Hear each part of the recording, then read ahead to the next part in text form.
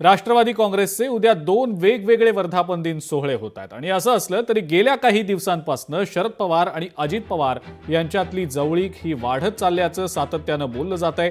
पक्षफुटीनंतर एकमेकांचं तोंड न पाहणारे काका पुतणे आता मात्र एकमेकांशी गोडीनं संवाद साधल्याचं बोललं जात आहे आणि हा बदल खूप महत्त्वाचा आहे। त्यामुळे येत्या काळात या दोन्ही पक्षांचं मनोमिलन होण्याची शक्यताही वर्तवली जाते। त्यामुळे येत्या काळात काहीही होऊ शकतं असं एकंदरीतच निरीक्षण ज्येष्ठ पत्रकार आणि राजकीय विश्लेषक करतायत।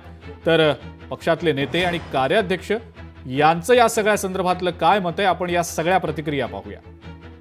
आमदार जे आहेत शरदचंद्र पवार गटाचे की त्यांचा दबाव आहे की आपण अजित पवारांबरोबर गेलं पाहिजे, कारण अजित पवार असं म्हणतात की आम्ही काही बोलवत नाही, जर हे आमदार जर आले नाही किंवा आम्हाला घेतलं नाही तर आम्ही शिंदेकडे जाऊ, म्हणजे शिंदे गटामध्ये जाऊ, अशी त्यांची मनोधारणा आहे। त्यामुळे मग हे असं ठेवायचं का, ही सगळी सिच्युएशन पाहून, तो सगळा चाचपणी पाहून मग हे सगळे शरदचंद्र पवार गटाचं आत्ता चाचपणी सुरू असेल।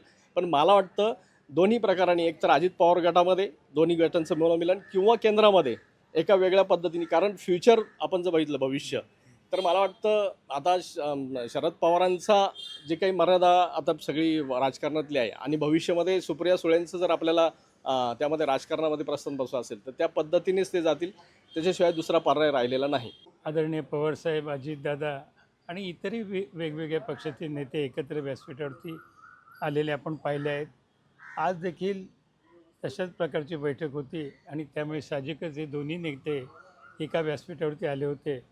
तेव्हा या बैठकीमधून राजकीय काही विचार किंवा राजकीय काहीतरी अर्थ काढणं हे काही योग्य नाही।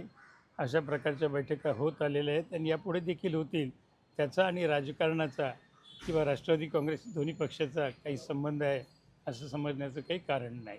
आपण माध्यमं गेल्या अनेक दिवसांपासून दोन्ही राष्ट्रवादी एकत्र होणार का याच्या चर्चा करताय, परंतु मी या ठिकाणी आवर्जून सांगू इच्छितो की पक्षाचे राष्ट्रीय अध्यक्ष आदरणीय अजितदादा यांनी याविषयी उत्तर दिलेलं आहे। त्याचप्रमाणे आदरणीय प्रदेशाध्यक्ष सुनील तटकरे साहेब यांनी मागील आठवड्यात पुण्यामध्ये आलेले असताना आत्ता या संदर्भात आमच्यापुढे असा कुठलाही प्रस्ताव नाही, त्यामुळं आत्ता अशी काही शक्यता दिसत नाही असं क्लिअर सांगितलेलं आहे। मला वाटतं वारंवार ह्या चर्चा करण्यापेक्षा हा कधी निर्णय व्हायचा आहे नाही व्हायचा आहे हे दोन्ही पक्षाचे राष्ट्रीय नेते ठरवणार आहेत। त्यामुळे माध्यमांनी आता हे विषय चर्चा न करता पक्षाचा आम्ही जो वर्धापन दिन साजरा करतोय त्याची चर्चा केली तर निश्चित हे आम्हाला सगळ्यांनाही आणि जनतेलाही नक्की आवडेल। लोकशाही मराठी ऐका, पहा, जागरूक रहा।